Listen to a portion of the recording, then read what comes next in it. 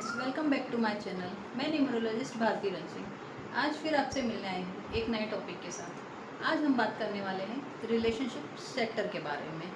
मुझसे बहुत से प्रश्न पूछे जाते हैं कि हमारा शादी करनी है तो हमारा रिलेशनशिप सेक्टर कैसा होगा, तो प्लीज़ आप मुझे बताइए। तो आज मैंने सोचा कि इसी टॉपिक पर आज हम बात करते हैं कि रिलेशनशिप सेक्टर के बारे में हम किस तरह से पता कर सकते हैं। रिलेशनशिप सेक्टर के बारे में पता करने के लिए हम जब भी न्यूमरोस्कोप बनाते हैं तो उसमें सबसे इम्पॉर्टेंट जो नंबर होता है वो होता है नंबर 6 का, यानी कि वीनस का नंबर। वीनस का नंबर का जो पोर्टफोलियो होता है वो सबसे बड़ा होता है। रिलेशनशिप सेक्टर हो, कैरियर सेक्टर हो, मनी सेक्टर हो, कोई भी सेक्टर हो, तो हम वो सभी का जो पता करते हैं वो नंबर 6 से पता करते हैं, यानी कि वीनस से पता करते हैं।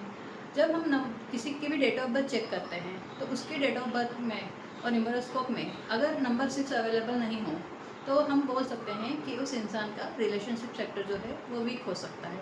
ये फर्स्ट पॉइंट हुआ। लेकिन अगर दूसरी तरह से देखा जाए तो सेकंड पॉइंट ये भी है कि अगर उस इंसान के बर्थ चार्ट में 7 का नंबर है, अगर मल्टीपल टाइम्स आया हो, यानी कि 2 टाइम्स, 3 टाइम्स, 4 टाइम्स, जितने भी ज़्यादा बार आता है तो उसका रिलेशनशिप सेक्टर ख़राब होता है।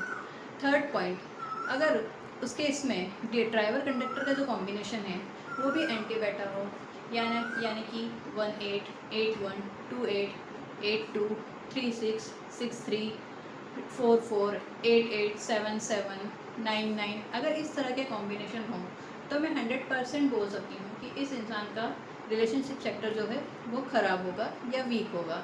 यानी कि उसके इसमें जो भी प्रॉब्लम होंगी वो रिलेशन से रिलेटेड प्रॉब्लम होगी या तो करियर मनी से प्रॉब्लम होगी। तो हम इस तरह बता सकते हैं कि इस इंसान का रिलेशनशिप सेक्टर ख़राब होगा। इसमें 3 पॉइंट आते हैं जो मैंने आपको पहले बताया है। फर्स्ट पॉइंट 6 नंबर का मिसिंग होना, सेकेंड पॉइंट मल्टीपल टाइम 7 आना, थर्ड पॉइंट ड्राइवर कंडक्टर का जो कॉम्बिनेशन है वो एंटी होना। ये तो हो गया उसको हमने किस तरह से डिटेक्ट करना है। लेकिन अगर ऐसी सॉल्यूशन हमें प्रॉब्लम आई तो उसका सॉल्यूशन तो देना ही होगा। इसीलिए हम उसे कुछ रेमेडीज़ करने के लिए बोलते हैं जिससे कि उसका रिलेशन सेक्टर जो है वो मजबूत हो और उसे रिलेशनशिप में कोई भी प्रॉब्लम नहीं आएगी।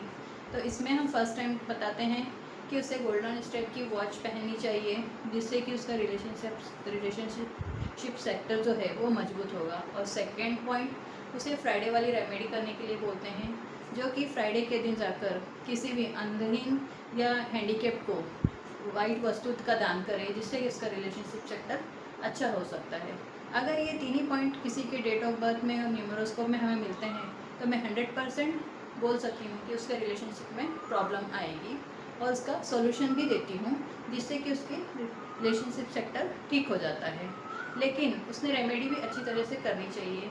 मैं 180 डेज़ का चैलेंज देती हूँ। अगर उन्होंने रेमेडी अच्छी तरह से की तो उसका रिलेशनशिप सेक्टर जो है वो इम्प्रूव होता है और उसमें अच्छी तरह से वो आगे प्रोग्रेस कर पाते हैं।